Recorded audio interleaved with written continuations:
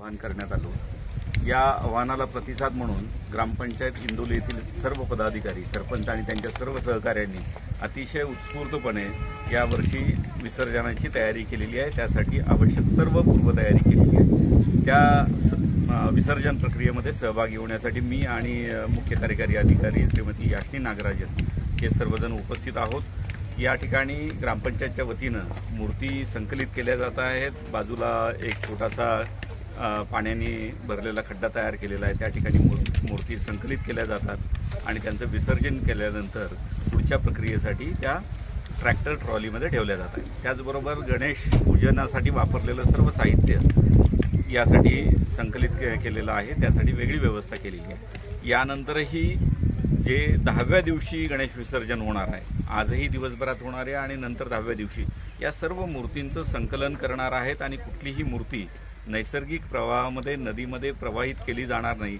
यासाठी ग्रामपंचायतचे सर्व पदाधिकारी यावर्षी कटिबद्ध झालेले आहेत। मी सरपंच आणि त्यांच्या सर्व सहकाऱ्यांचं अभिनंदन करतो की त्यांनी माननीय मुख्यमंत्री आणि सर्व शासनाने जे आवाहन केलेलं होतं, राज्य उत्सव म्हणून गणेशोत्सवाला मान्यता यावर्षी देण्यात आलेली आहे, त्यांच्या आवाहनाला प्रतिसाद म्हणून ग्रामपंचायत इंदोलीने पुढाकार घेतलेला आहे। या ग्रामपंचायतचं अनुकरण जिल्ह्यातील सर्व ग्रामपंचायत करतील अशी अपेक्षा आहे।